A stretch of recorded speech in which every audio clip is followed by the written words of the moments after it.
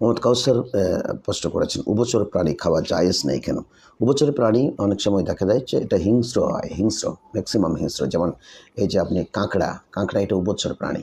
এটা পানিতেও বাঁচে, উপরেও বাঁচে। কিন্তু এটা কিন্তু এদের দুটো আছে, পায়ের মধ্যে দেখবেন দুটো ধারালো যন্ত্র আছে, অস্ত্র আছে। এই অস্ত্র দিয়ে যখন কাউকে সে হামলা করে, অনেক সময় দেখবেন আমরা দেখেছি যে বানর তার সাথে বান্দরামি করতে গিয়েছে, কিন্তু সে কৌশলে ওই দুটো পা দিয়ে বাঁদরকে ধরে ফেলেছে, খাইতে গেছে, জিভে ধরে ফেলেছে। ধরার পরে কিন্তু ওই যে বাঁদরটার যে চিল্লানি, গোটা দুনিয়া কিন্তু একাকার করে ফেলতেছে সে দৌড়ে, কারণ জীবের স্পর্শকাতর জায়গার মধ্যে সে অ্যাটাক করেছে।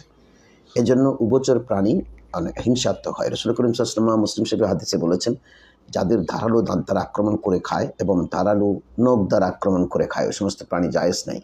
এই জন্য আমরা উভচর প্রাণীর মধ্যে আমরা সেই পর্যবেক্ষণটা দেখতে পাই। তার উপরেও বেঁচে থাকে, নিচেও পানিতেও বেঁচে থাকে।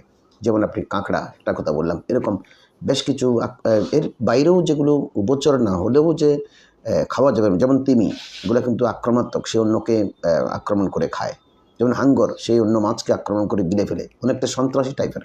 এই মাছগুলোকে মানুষকে খাইতে মানা করেছেন, কারণ আল্লাহর বন্দারা খাবে, এটা তো আমরা একটা পবিত্র জিনিস খাবো। কিন্তু আমরা যার মধ্যে হিংস্র আছে, যার মধ্যে অন্যকে আক্রমণ করার প্রবণতা আছে, যার মধ্যে যে গুন্ডামি আছে, ওরকম প্রাণী আল্লাহ খাইতে নিষেধ করেছেন।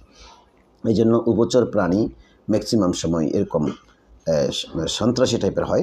তারা হাত দিয়ে বা দাঁত দিয়ে, হাতের নখ দিয়ে ছিঁড়ে পেড়া খায়। এই জন্য উভচর প্রাণীকে আল্লাহ নিষেধ করেছেন। তার মধ্যে একটা হচ্ছে যেমন কাঁকড়া, যেটার কথা আমি বললাম। ধন্যবাদ আপনাকে।